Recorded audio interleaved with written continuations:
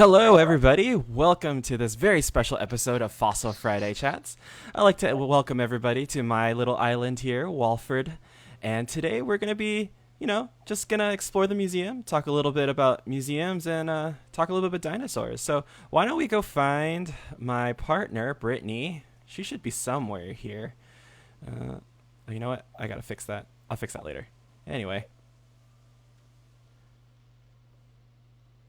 So I hope you're all ready to learn a little bit about how museums inspired this really amazing fictional museum and a little bit more about dinosaurs.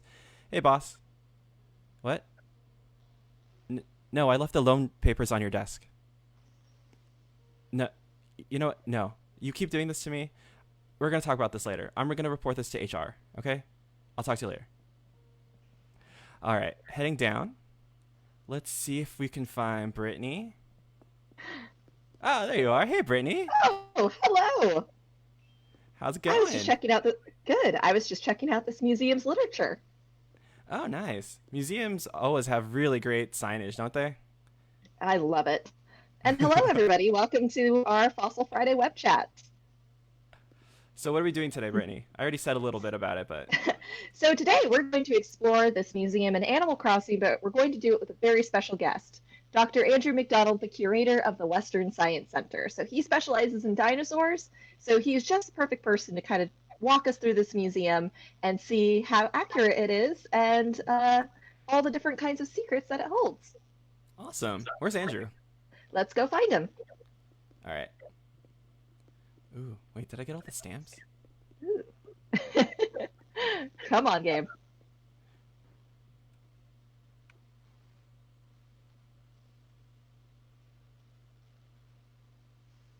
There you are, Dr. McDonald. Hi, guys. Hey, Andrew. How's it going? Good. How are you? You know, Animal Crossing. It's Friday. Excellent. We're at a museum. It's pretty good. I haven't sold my turnips yet, so I gotta do that still. Ah, Gonna play that All stock right. market. Alrighty, Andrew. So, do you think you could take us through this museum and give us a little bit of a tour? sure. Well, it's great to be here on Walford at this excellent museum. Right now, we're standing in the Mesozoic Hall. So the Mesozoic era is also known as the Age of Dinosaurs. Dinosaurs were one of many different reptile groups that evolved during the Mesozoic. Here too, right next to us, these are some reptiles that lived at the same time as the dinosaurs during the Mesozoic, but they're not dinosaurs. So not all giant prehistoric reptiles from the Mesozoic are dinosaurs. There's actually a huge variety of different reptile groups that evolved.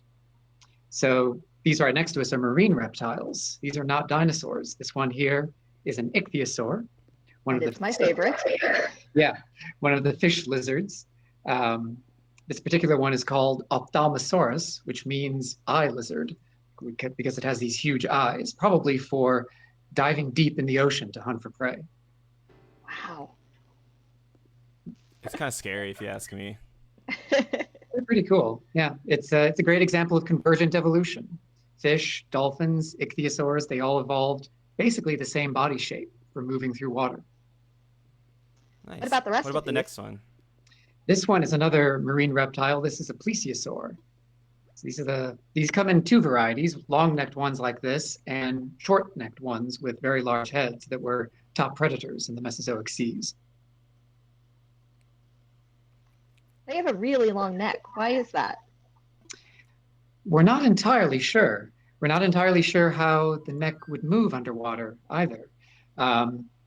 And there's actually a pretty big variety. This one has a really, really long neck. Some have kind of medium length necks. And like I said, some have really short necks. So probably it depends kind of on their ecology and what they're hunting and what kind of water depth they're in and how they're moving. So there's a lot of things we don't quite understand yet about plesiosaurs and exactly how they used those extreme necks. Interesting. Nice. Do we have like complete plesiosaurs in the fossil record like this, or? There are some, yeah, from the Jurassic rocks in England, from late Cretaceous rocks in the middle of North America. There's quite a few nice complete plesiosaur fossils. So we know that they had long necks like this, and with tiny heads on one end. Cool. Gonna give a quick shout out to England, just to let people know that my island is Walford, named after the amazing fictional city from the settings of BBC's EastEnders. So, yeah. Deal with it. Okay, carry on. Carry on. All right, let's continue, boys. So right next to it is another marine reptile. This one might be a little bit more familiar. This is a type of sea turtle. This is, in fact, Archelon, one of the largest turtles of all time, about the size of a car. Sea turtles lived alongside all these other marine reptiles back in the Mesozoic, but sea turtles are the only ones that survived the mass extinction 66 million years ago, when plesiosaurs and mosasaurs and other marine reptiles went extinct. Sea turtles. So majestic. Yeah, survivors, definitely. All What right, about these things over here? All right, so let's go up the stairs a little bit, get a good look at these two guys. Alrighty. So this one right above us, and then the big one over there next to it, are pterosaurs. So these are also reptiles that lived in the Mesozoic alongside dinosaurs, but they're not actually dinosaurs. They're related to dinosaurs, but they actually form their own group called the pterosaurs. These are the flying reptiles. So birds and bats and pterosaurs each evolved wings for powered flight, but the structure of the wings is somewhat different. Bird wings are made up of fused hand and arm bones. Bat wings are made up of a couple of elongated fingers. Pterosaur wings, like this one in Pteranodon right above me, are made up of one super elongated finger that supports the wing membrane. So they were very powerful flyers, very successful. They could reach huge sizes, larger than any bird or bat does today. How big?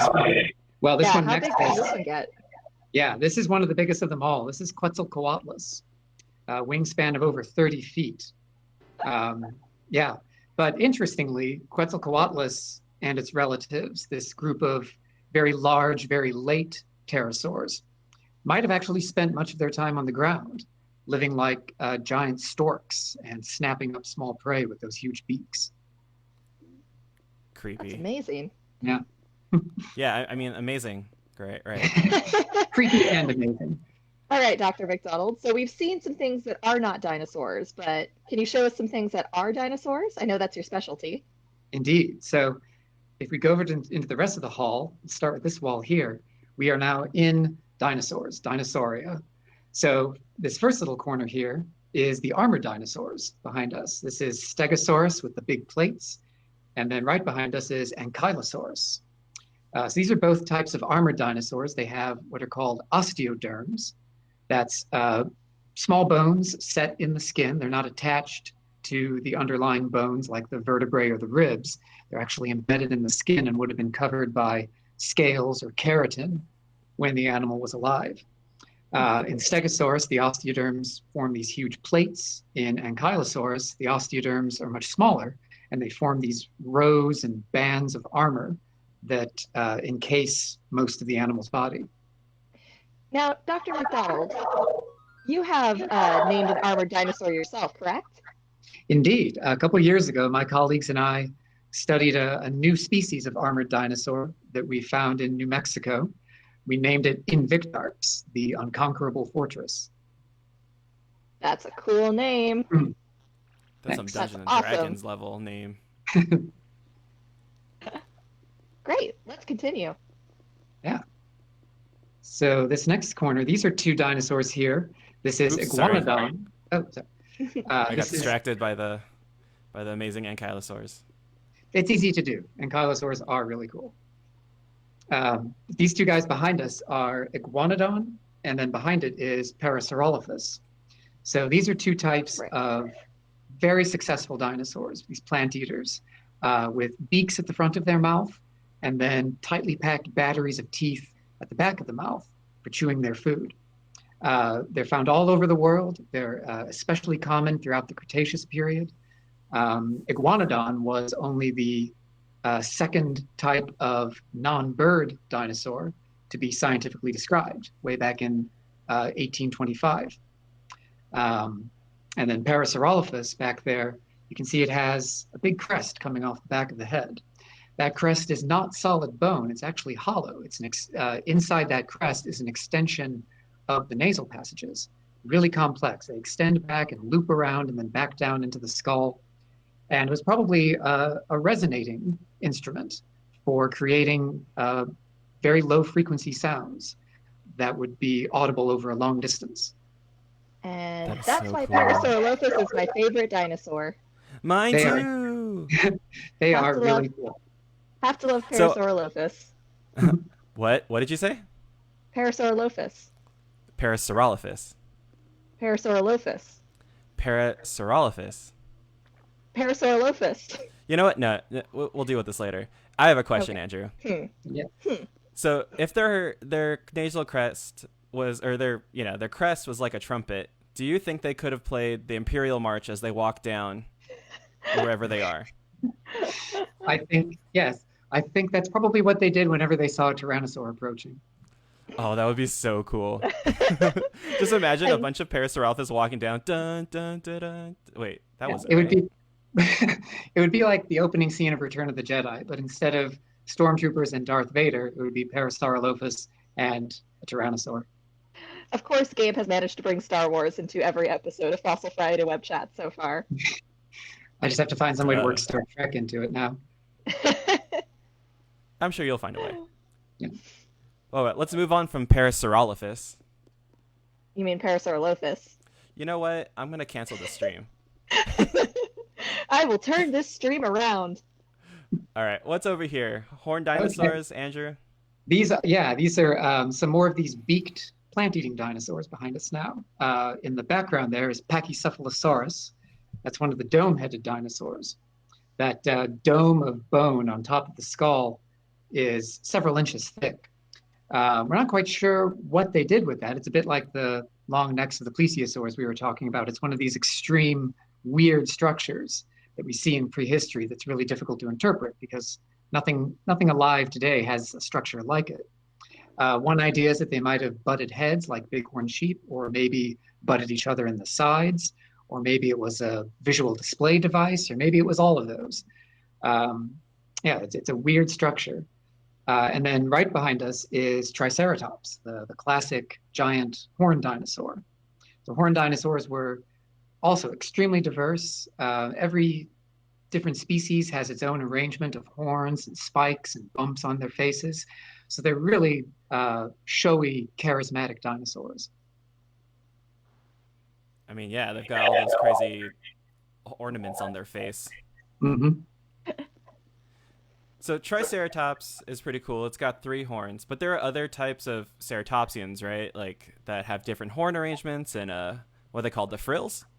Yeah, the frills. So the frill back there is actually an extension of the bones off the back of the skull.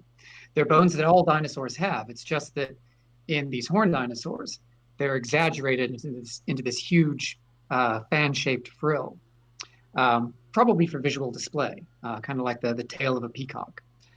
Triceratops is actually kind of subdued in the ornamentation that it has on its frill. It just has a ring of low bumps around the rim of the frill.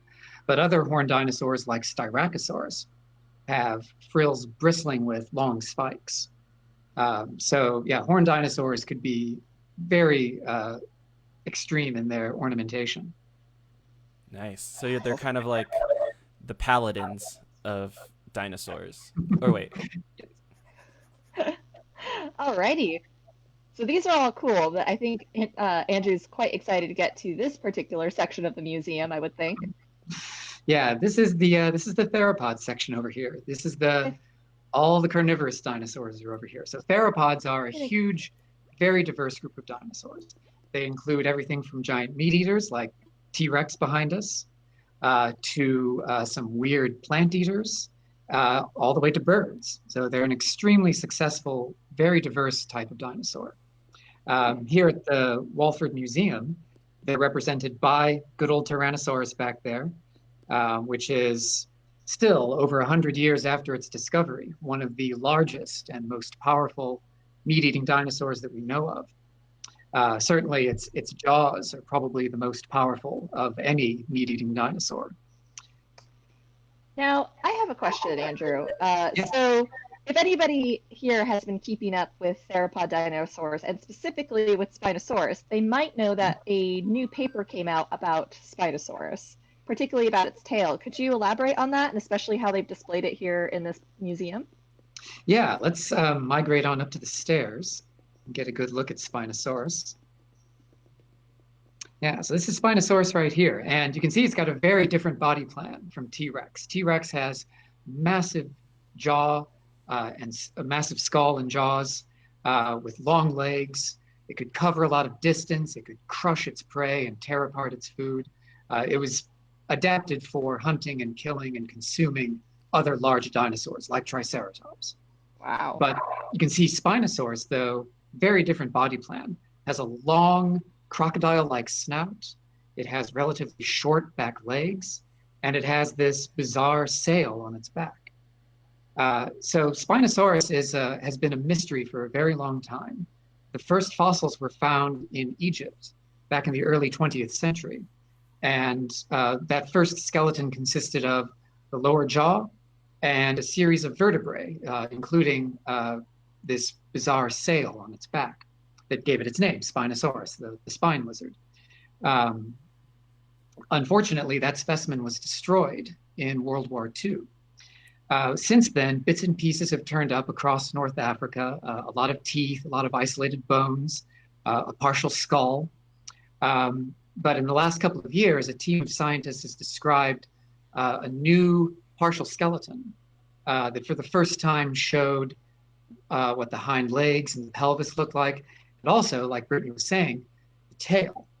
So the tail on this mount right here in the game, first of all, I just want to say the makers of this game did an absolutely excellent job. The museum is beautiful, and all the dinosaurs in here are very accurate and look really beautiful. Great job, Nintendo. Yeah, they really did do a superb job. But like Brittney was saying, a paper came out very recently on the tail of Spinosaurus. So recently, in fact, that they wouldn't have had time to incorporate it into the game, showing that the tail of Spinosaurus was actually much stranger than it appears here on this mount. The back vertebrae have these tall spines on them, but now we know that so did the tail.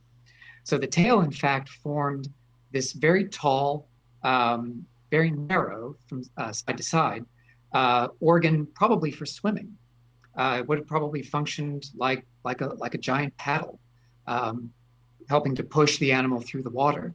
So that, combined with the fact that we know that Spinosaurus also ate fish, indicates that they probably spent a lot of their time in the water, hunting large fish for their prey. That's so cool. Yeah, they are really amazing animals. Awesome. So go ahead, Gabe. You were going to say? Okay, cool. Thank you. So these are like the first known aquatic non-avian dinosaurs then. Or not fully aquatic, but first aquatic marine or non-avian dinosaurs is what I'm trying to say. Yeah, it'd be fair to say they're probably semi-aquatic. They certainly, like, they don't show adaptations for spending their whole lives in the water. They would certainly probably come onto land to mate and to lay eggs. We know that they also sometimes would eat prey other than fish. There's from Brazil, there's a set of pterosaur, so that's one of those flying reptiles, pterosaur vertebrae with Spinosaurus tooth in it. So we know that they would sometimes, maybe we don't know if it killed the pterosaur or if it was just scavenging, but in any case, Spinosaurus sometimes would eat pterosaurs. There's also a skeleton of Spinosaur from England that has some gut contents preserved inside the ribcage, and it includes fish scales and the bones of small dinosaurs. So they seem to have had a somewhat varied diet. They would probably eat pretty much anything small that they could swallow that was available. But they do seem to have spent a lot of their time in water and probably ate a lot of fish. Like Gabe was saying, non-avian dinosaurs, that is non-bird dinosaurs, because birds have adapted to live in the water many times throughout their evolution. Penguins, of course, being the most famous example of living birds, but also some extinct groups. In fact, during the age of dinosaurs, also adapted to life in the water. So cool. Yeah.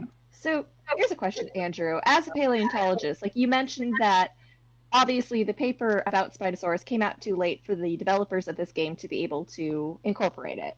Would, as you know, a professional paleontologist who would probably want things to be as accurate as possible, do you want them to update this if they could?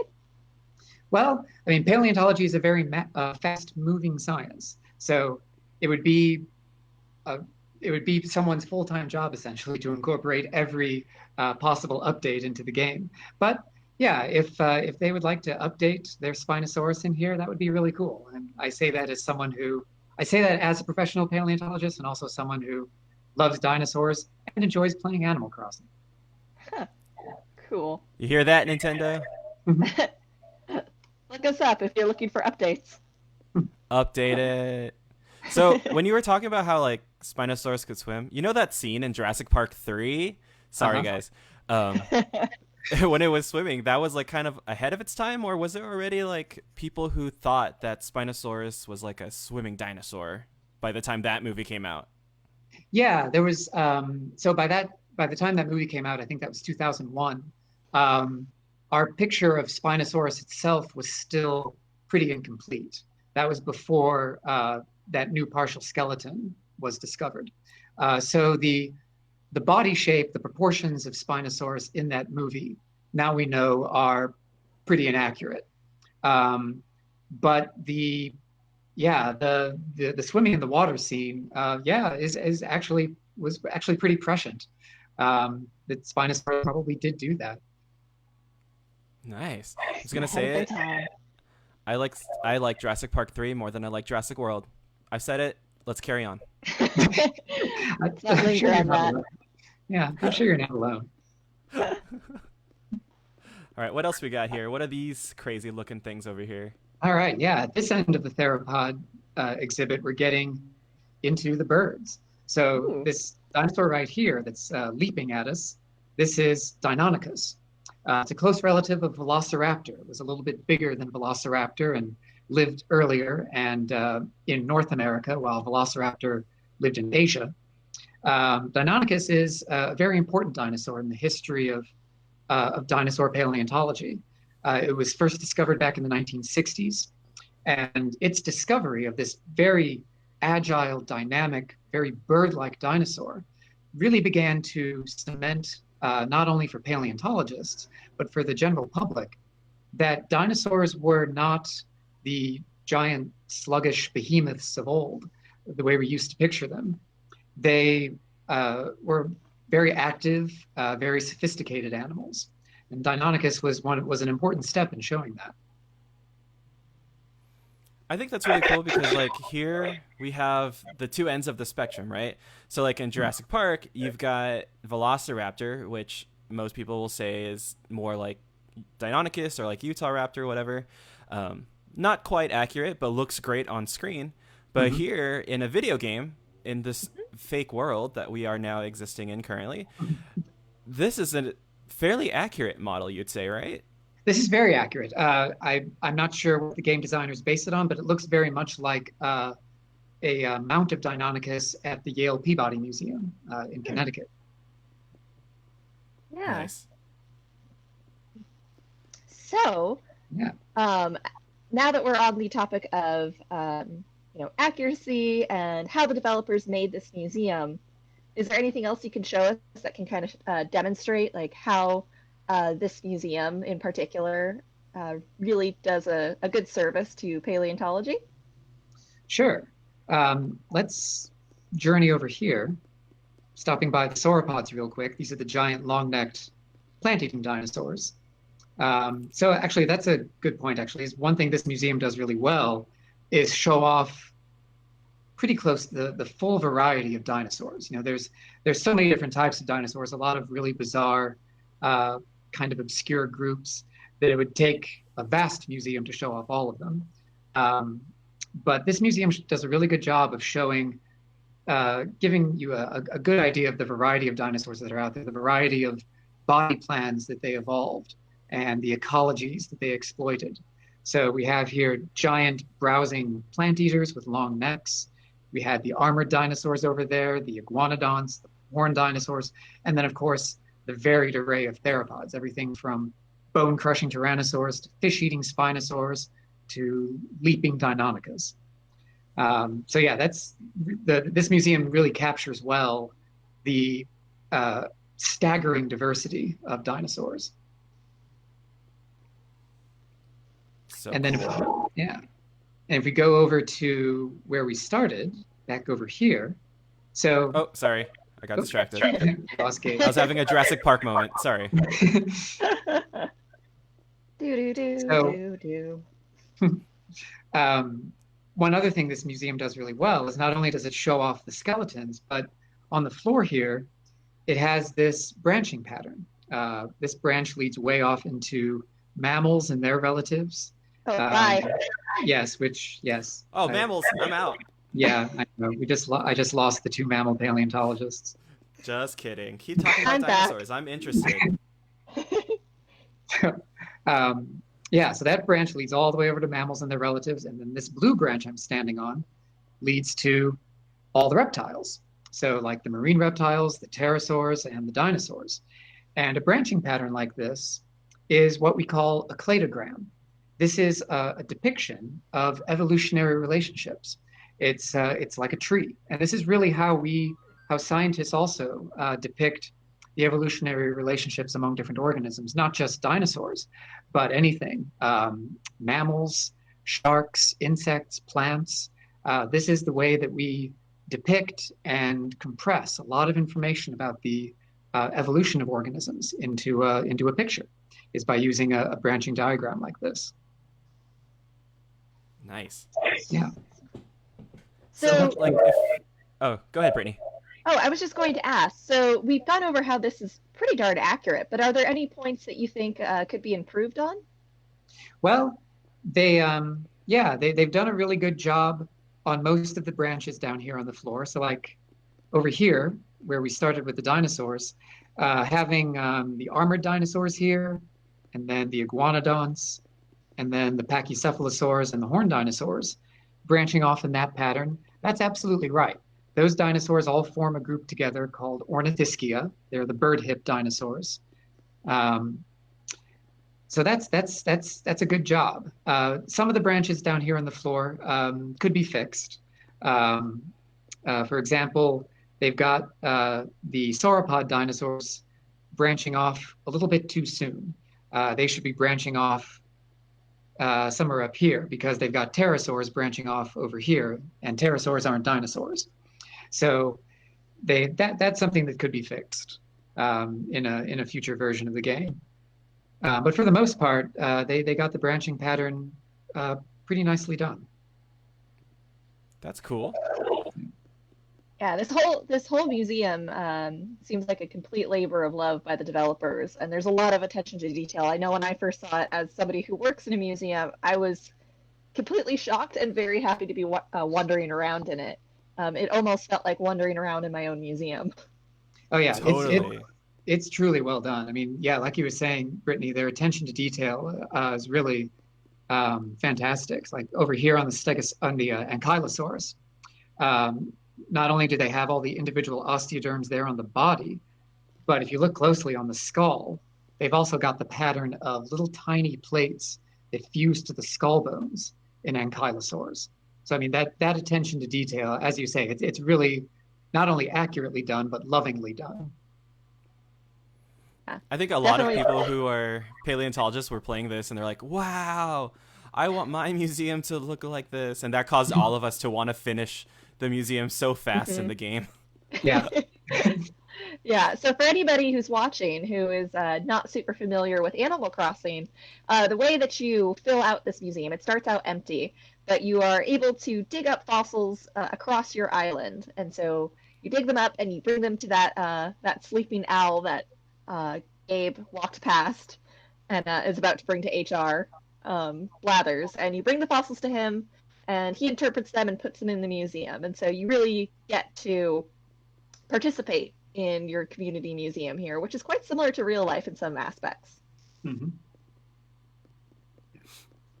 I think one thing that I think somebody was asking us online about museums was kind of like, here, all the dinosaurs are like complete, right? In real life, we all know that's probably not going to happen, right? Yeah, Not. it's very rare to find a complete dinosaur skeleton. Certainly not unheard of. Like, for example, actually over here is little Archaeopteryx. This is the oldest known bird. It's a very important fossil, very cool animal. And the specimen that they have on display right here, I think I'm not sure which one it's based on, but there's a couple of very nice complete Archaeopteryx specimens with preserved feather impressions. And also a lot of the small dinosaurs and small early birds from China are preserved as complete skeletons with feathers and other soft tissues. So in some places, you can find a lot of very well preserved complete dinosaurs. But those are the exceptions rather than the rule. And generally speaking, the bigger the dinosaur is, the less complete the skeleton you're going to find.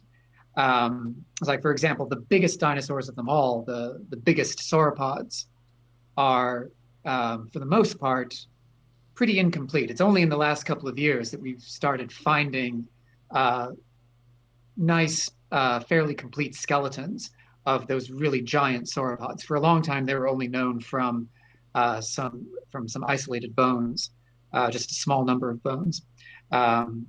So yeah, with continued looking, with more people searching, more complete specimens are going to turn up. Yeah, so the scene in Jurassic Park where they're just brushing sand off of an absolutely complete articulated velociraptor skeleton. Oh, the dream. That's the dream. That's definitely the dream, but it never happens. I mean, it's like the same. It's like the same thing here in Animal Crossing. It's like you see a hole in the ground. I'm like, okay, shovel time. You pull it out and then you're done. I'm like, okay, yeah, if only it were the true. Yeah, you can scoop out half a dinosaur with one stroke of a shovel, if only. But yeah, so sometimes they do find theropod skeletons in that beautiful articulated death pose with the head thrown back and the limbs still articulated. But usually when that happens, they're in extremely hard rock. So one famous dinosaur that some of our audience might be familiar with is Carnotaurus, the bizarre, short-snouted, horned theropod from Argentina. It's known from a beautiful complete skeleton with skin impressions, but it was found in like rock that's like concrete. So yeah, it's like brushing sand away from a complete skeleton is the dream, not the reality. I kind of wish that in real life our exhibits could come up this quickly in like I know. the next second. Yeah, I know. Yeah, Andrew and I are in the midst. Our museum is in the midst of some exhibit planning already, and it's going to be like, well, we'll see that next year. Mm-hmm. Somebody in the chat said that Blathers put in a ton of work. Excuse you. We did the work. I went around my island digging up all those fossils every morning and then bringing them to Blathers, who just put them up. Okay. Yeah. So if anybody's work. interested in playing Animal Crossing, you too will have a museum like this. So this museum is not just beholden to Gabe's Island. Everybody has a similar museum on their island that you are able to fill full of fossils. I also have to thank Andrew for giving me my last fossil the other day, because all I needed, I like got most of this. I got one donated. The Spinosaurus tail got donated to me by our friend Olivia, and then all I needed was this Diplodocus chest, and that was the last thing I needed. And I had been going to other islands and going everywhere trying to find it, but then I couldn't. And then Andrew had one, so thank you for helping me complete this museum and giving me, or the dinosaur section of the museum. Don't even ask me about my fish or bugs yet. Yes, You're good very job, welcome. Gabe. Yeah. Yes. So what do you think, Oh. Britt? Time for questions? I think so. So let's go ahead and move into my favorite part of the museum, obviously, the mammal hall. Yeah, and I think this, well, could I real quick say one last thing? Just what Yes. Absolutely. this is a good place to point out. So this long green branch that we're standing on right now, that's the branch leading to mammals that I mentioned earlier. These two guys next to us, they're in the dinosaur hall, but they're not dinosaurs. These are things that are more closely related to mammals. This one right behind us is Dimetrodon. It's a famous animal. This another animal with a sailback, these tall spines on the vertebrae. It's often thought of as a dinosaur, but it's most definitely not. It's more closely related to us than it is to dinosaurs. It also Whoa. lived, it also lived even before the dinosaurs. Dimetrodon went extinct before the dinosaurs ever evolved. So why do they keep putting it in the dinosaur toy pack then? I don't know. This is the sort of angst that paleontologists go through. And then this little guy So right here, this is Jeremiah. This one is a mammal, but it's a mammal that lived at the same time as the dinosaurs. So we tend to think of the age of mammals as happening after the dinosaurs, and certainly that's when mammals became much more diverse and led to major groups like us, like the primates, and to elephants and horses and all sorts of things. But there were also a lot of mammals around in the Mesozoic, like Jeremiah here. I'm laughing because it keeps saying Jeremiah in the Yeah. captions instead of Jeremiah. Yes, this is Jeremiah. Yeah. Alrighty. Shall we move on?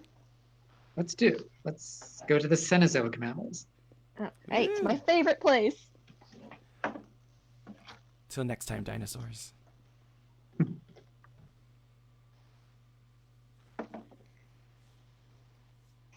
Mammoths. Of course. Now Where's the gift shop? I must point out that I am eternally disappointed that there is no horse in this lineup.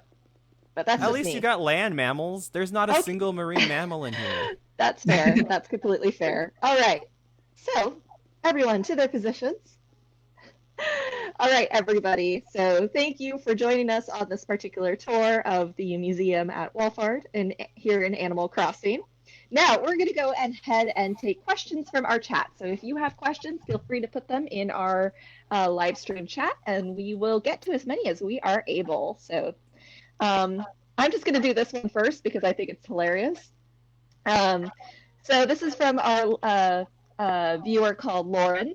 She says, my family has long debated the pronunciation of, and I'm going to pronounce it in my particular way, Diplodocus. Can you help me out and hopefully win a bet? So how does everyone here pronounce Diplodocus? Lauren's going to start a fight. All right. Well, I've already said how I pronounce it. So how do you guys pronounce it? Let's see if we can help her out with this bet. I've always said it Diplodocus. I say, okay, so I used to say Diplodocus, and then when I started doing paleontology, for some reason, I started saying Diplodocus, and I actually don't know why I started saying that. But, yeah, I'm going to keep saying it with confidence because I'm right in this. I think that's all you need. That is what I've been told by my boss. Is as long as you say it confidently, the pronunciation doesn't quite matter. Yeah, unless you start saying like mammoth wrong, mammoth. Well, I'm not quite that bad, but I have a history of pronouncing things incorrectly. Here's a question: How do we say the scientific name of the mammoth? Mammuthus or Mammuthus? Mammuthus. Yeah, I don't Mammuthus. know.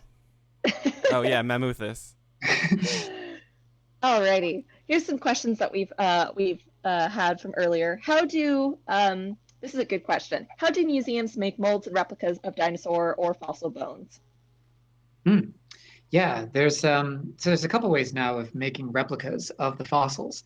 The traditional way is by making molds and casts. So in that case, like what we do at the Western Science Center, depends on the size of the fossil that you're trying to cast. But for small fossils, what we do is we build a little enclosure out of Legos, and then set the specimen in there, and then put in silicon rubber, which hardens. And it's still flexible, but it sets. And then you take that out, and it separates from the fossil. And then you can take resin, whatever material you want to use to make the cast, and pour it into that mold, let that harden, and then there you've got your replica. The other method that we use is 3D printing, where we either scan fossils, smaller fossils we can scan with a laser, larger fossils we do photogrammetry, where we take a bunch of pictures from every angle around the fossil and then knit those together in the computer and make a digital 3D model. And then you can 3D print that model in plastic, usually. So that's a really good way of creating a light, durable replica of the fossil. Or bringing them into a video game. Mm-hmm. Yes. So you hear that, Lego? You should sponsor us. Yeah. Oh man, if Lego were to make an entire, like, I mean, I'm still waiting on my museum set from Lego because I got that back ordered a while ago. But if they created like a whole museum like this, I would go broke. Oh yeah, absolutely. So here's a question from our friend Ashley, which I think is good. So, and I'd be happy to explain this one. She's asking, does everyone in Animal Crossing have their own museum? Explain a bit how this all works and why Nintendo put museums in this game. So Animal Crossing has some mechanics. So in Animal Crossing, it's a very relaxing game where you sort of collect things. So you can collect bugs, you can collect fish, you can collect fossils. And so the game needed a place to put all of those so that it could kind of show you your hard work in collecting all of these things around your island. So I believe that was the impetus for creating this entire virtual museum.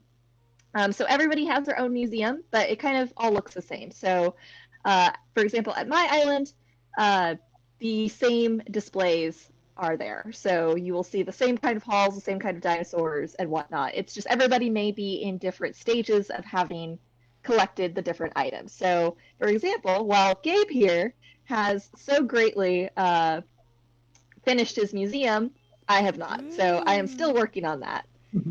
So, for example, my museum at my island in my game would be a little less full. So that's kind of how this game works. I think it's a really neat mechanic and a way of displaying all the work that you do in the game.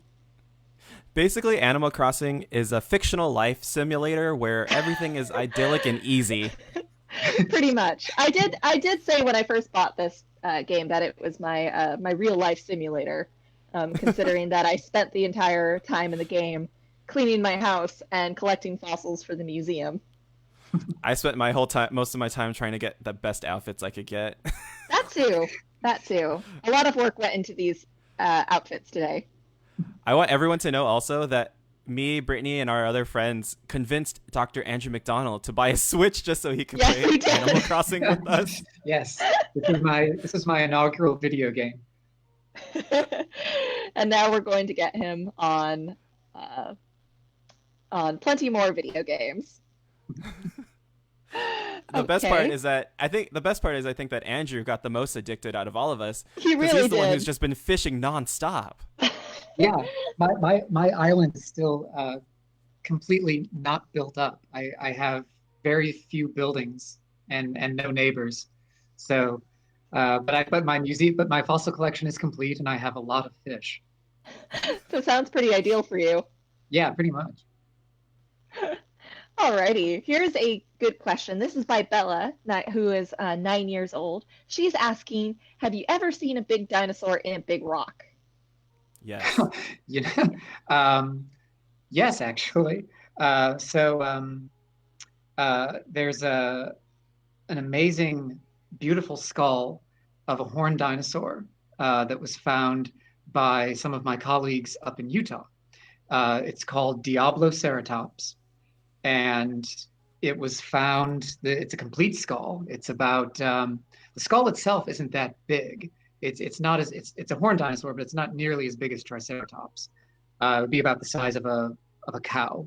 So the skull by itself is a large object, but it's not huge. What actually makes it so big is that it's got really long spikes coming off the frill.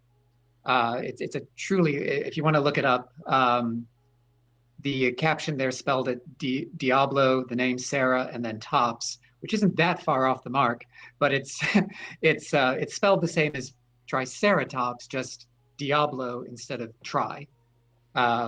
Diablo Ceratops. So if anyone wants to look it up, but they found that skull inside of a giant, what's called a concretion, which is just essentially this giant blob of rock, giant round blob of rock. But so it took a long time for them to clean all that rock off of it. But the rock was so hard that the skull inside was extremely well preserved. The bone is just in beautiful condition. So yes, sometimes we do find a large chunk of a dinosaur inside of a large rock.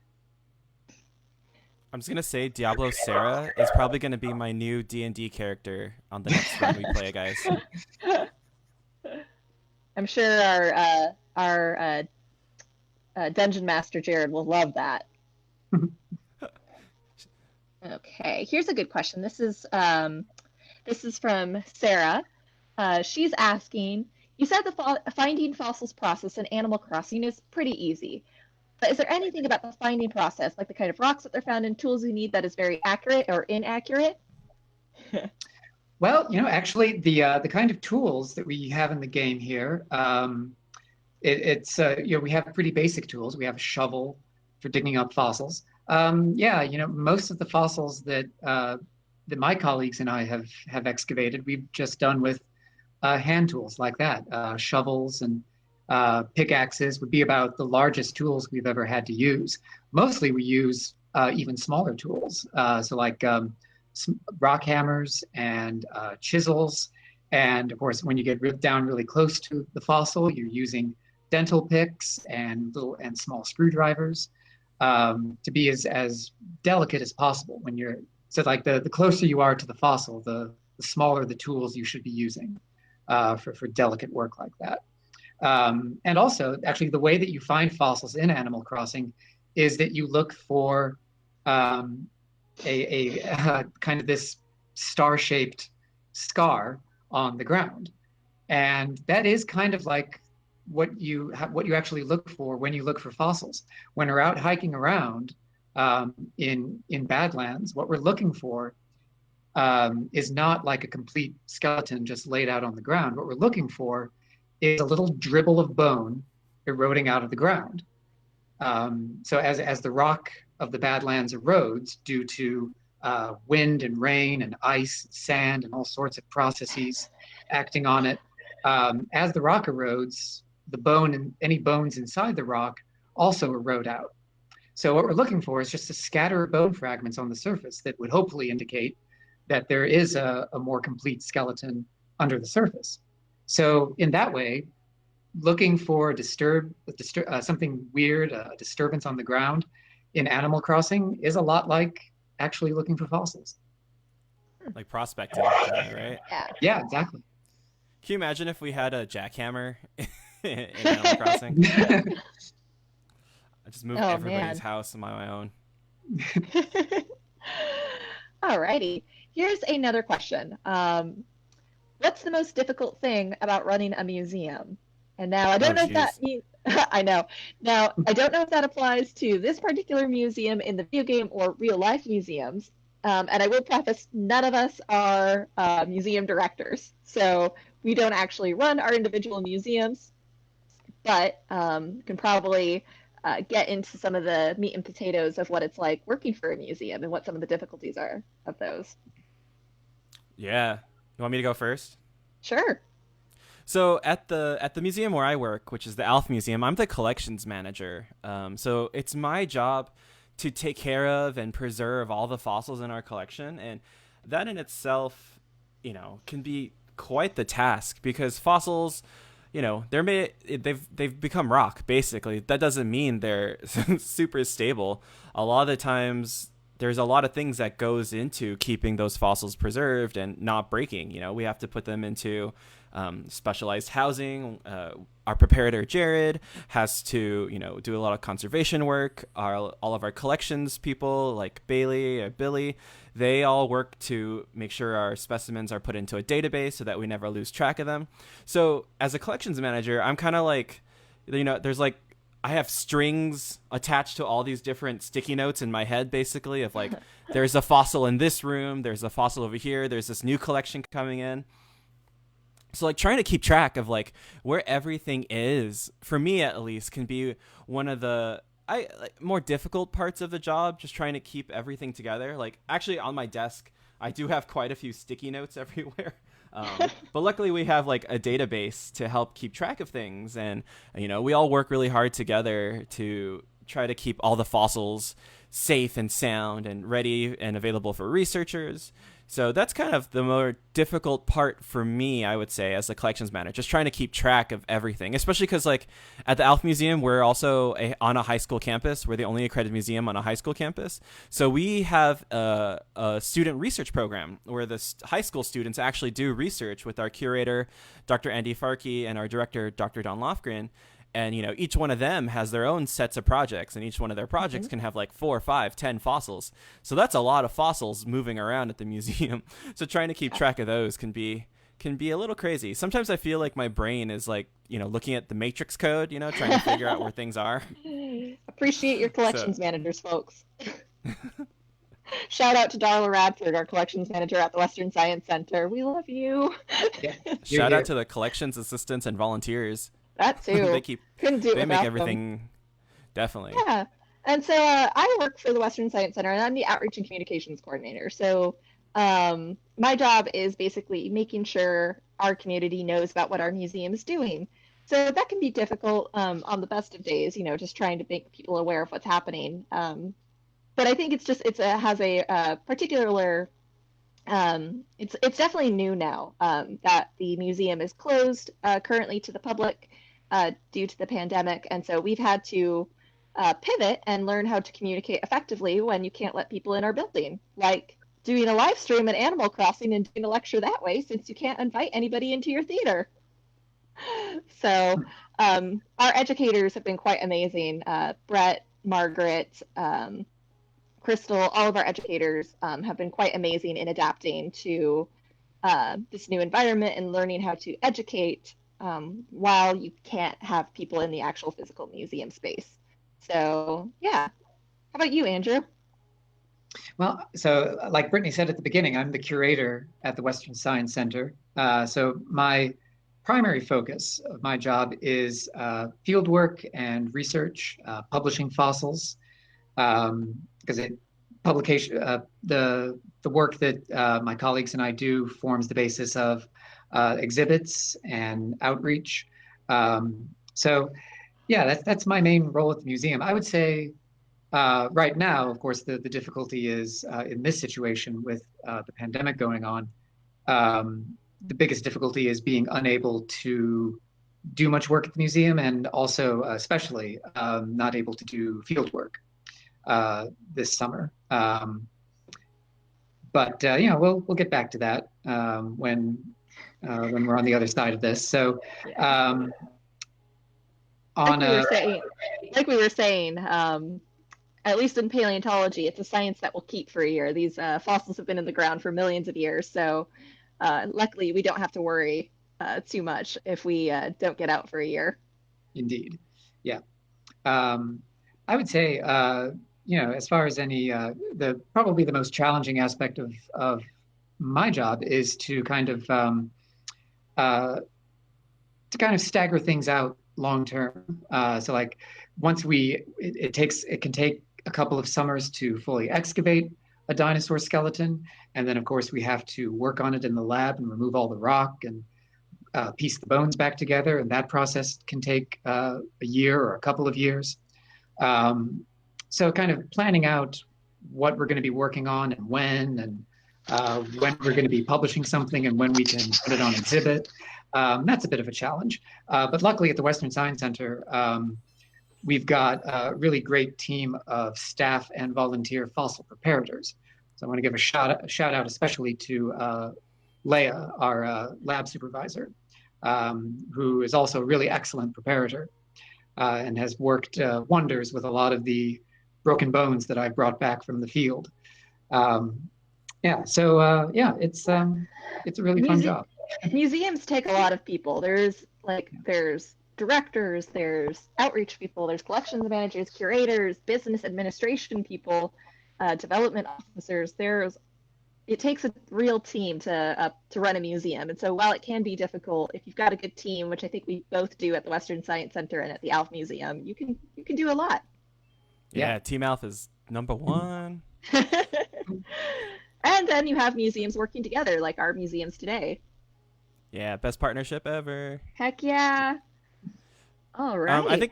I think really quick though, it's also important to say that with everything going on right now, a lot of museums are struggling, right? Because a lot of museums rely on people attending, and we're a little lucky in that we don't have to rely on that. But for people out there, museums are so important on so many levels. It's not just holding fossils or natural history specimens or going to view them. They do research, education. So if you can make sure you go out, or not go out, don't go out. Make sure you support your local museums in whatever way you can, whether it's by donating or advocating for them to keep their doors open, so that you can visit them.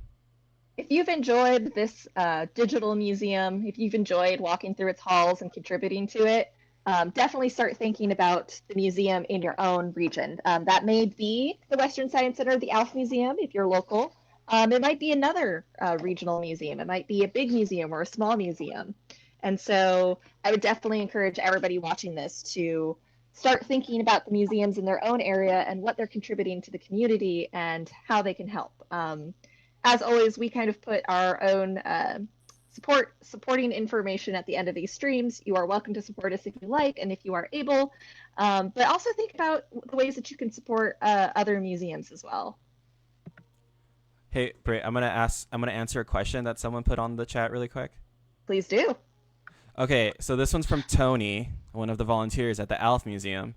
He asks, does Gabe and Blather share a, quote, disinterest in bugs? Okay, Tony, that's not true. Basically, I love bugs. I just don't like to be near tarantulas, okay? Tarantulas are hairy and, huge and not welcome near me, but they are also amazing, beautiful, wonderful creatures and have shown millions of years of evolution to get to where they are. So they are amazing, and I will appreciate them from 10 feet away behind glass. But it's really only tarantulas. All the other bugs here are great. And also, tarantulas on Animal Crossing are awful because they will chase you, which gives me nightmares. I am a tarantula fan, so I can't say I share the same reticence you do, but yeah, I love them. No, all insects and bugs or whatever, arachnids, are great, wonderful creatures. You should appreciate them, and if they give you the heebie-jeebies like me, appreciate them from afar. Don't call them, don't kill them if you can't, Yeah. It's okay to appreciate something from afar. Yeah, but if a tarantula, comes up in front of me, then all bets are off. I'm just kidding. I'd just run away screaming. In the game and in real life. Actually, in real life too. The first time I saw a tarantula in the game, you can ask my roommates, I started screaming. Oh, I've managed to catch tarantula, but I have not managed to catch the scorpions that are in this game. My finely honed video game reflexes have not allowed me to do so yet. I'm still honing mine. I haven't caught either one of them. Awesome. Well, I see another great question that I think we'll end the chat with this question. This one's from Jake. Hi all. What other creatures do you wish were in the museum? Ooh, I know my answer to this one. Yeah, why don't we each give one? Okay. All right. For me, I love this mammoth. I'm very glad there's some Proboscidea attention paid here, but I really wish, selfishly, for my own museum's sake, that there was a mastodon in here. But I totally get it. Mammoths are more popular for whatever reason.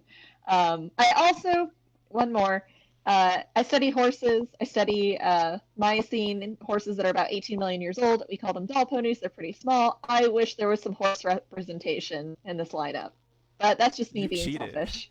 You I said know. two. I'm sorry. I know. I'm sorry, but I couldn't hold back both of them. No, that's Whatever. fair. Andrew, you can give two now. Go ahead. Yeah. Go. Okay. Give two. Well, let's see. I think, oh gosh.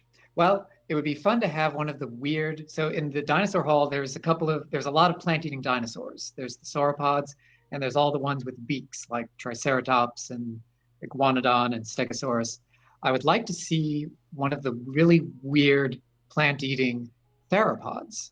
So we usually think of theropods as the meat eaters, Tyrannosaurus and Velociraptor, but some of them evolved into these bizarre herbivores. I'm thinking of one specifically called Therizinosaurus.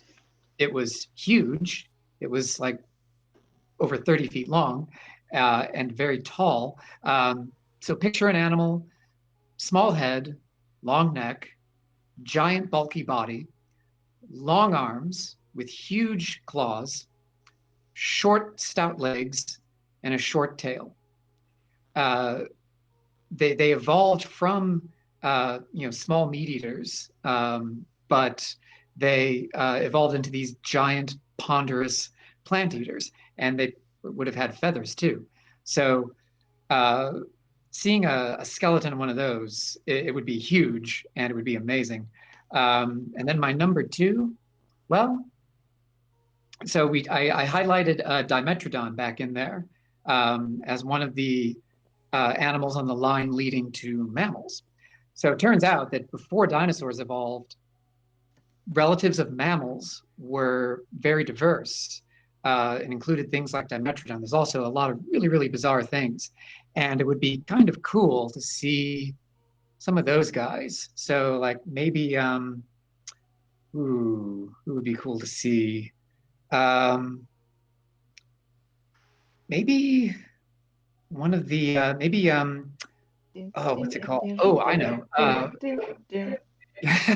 was trying to think of their name, but there's these wonderful animals called the dinocephalians. That's the name of the group, and it means terrible heads because they included some large carnivores, but also these really bizarre herbivores with these domed skulls. So kind of like a pachycephalosaur. So it's like you can almost picture it as taking like the skull of a pachycephalosaur and putting it on the body of a cow. Yeah. Sorry. Yeah, they're truly bizarre. That would be That's pretty hilarious. cool. Yeah. All So right. Oh gosh. Yeah. How about you, Gabe? All right, hold on. I'm gonna change into my paleontology outfit before I answer this really quick. Okay. Boom. Okay. Nice. So, if I were to add something to the museum, mine would be both marine mammals. The first one, and I think the caption is gonna say this wrong, are Desmostylians. Yes. Desmos lions. No, Desmostylians. I would love to see one of those in here. They're weird marine mammal hippo-like animals. Existed in the Miocene, and they're so weird, and I love them. I think it'd be really cool to see one. And the other thing is another animal that I've got to work on are walruses, or a walrus, whatever. Just because walruses are super cool. The modern ones have tusks, but they were very diverse back in the day, and so I love to see that. Just actually any marine mammal would be really cool. Yeah, that is a bit of an oversight here, where there's just no marine mammal representation pretty much at all. I You feel got for you marine mammal reptiles, workers. but whatever. Oh well. Maybe hopefully there'll be since they updated this museum with an art section, maybe we'll get lucky one day and they'll give you some marine mammals. That would be so cool. Are you listening, Nintendo? Give All me right. marine mammals, Nintendo. Oops, I sat down on accident. Alrighty, everybody. Thank you so much for joining us. This is pretty fun for all of us, I think. At 3 p.m. here on Facebook Live, we'll be joined by a not Animal Crossing themed live stream. We will be joined by Evan Johnson Ransom from Oklahoma State University, who will be talking to us all about tyrannosaurs. So that's going to be at 3 p.m. Pacific time. So join us back here then, and we will see you then. Bye, everybody. Thanks so much for stopping Bye. in. Thank you, everybody. Bye, everyone. Bye. I'm going to go sell my radishes now. All right.